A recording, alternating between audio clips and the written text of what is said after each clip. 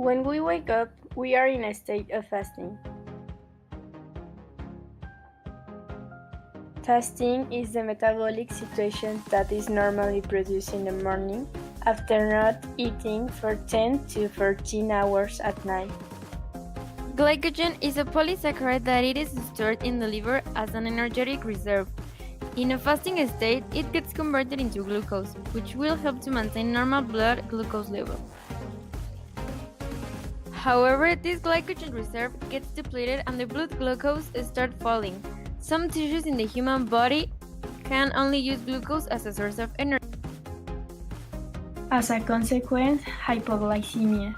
In other words, our body must use reserve to obtain the energy necessary to survive. The main priority in fasting is that there is no lack of glucose to the brain and erythrocytes that are dependent on glucose.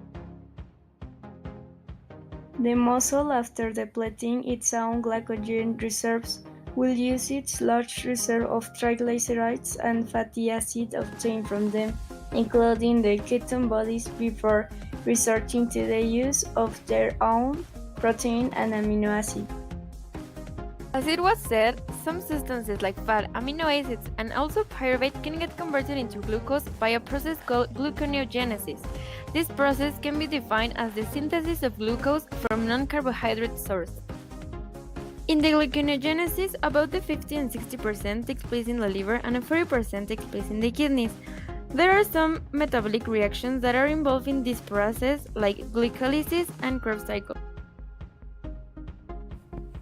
When we digest sugar, enzymes in the small intestine break it down into glucose. This glucose is then released into the bloodstream, where it is transported to tissue cells in our muscles and organs, and this is going to be converted into energy.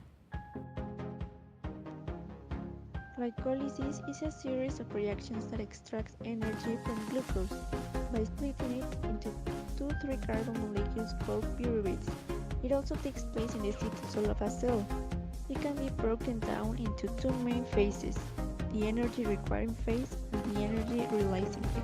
The reactions of glycolysis are catalyzed by its own enzymes. The most important enzymes for regulation are phosphofructokinase. Glycolysis also converts 1,6-carbon molecules of glucose into two 3-carbon molecules of pyruvate.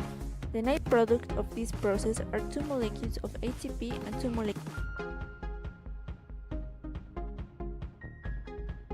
The behavior of carbohydrates will vary mainly according to the intensity of the exercise performed, the duration of this, the level of physical fitness of the subject that exercise, and their nutritional status.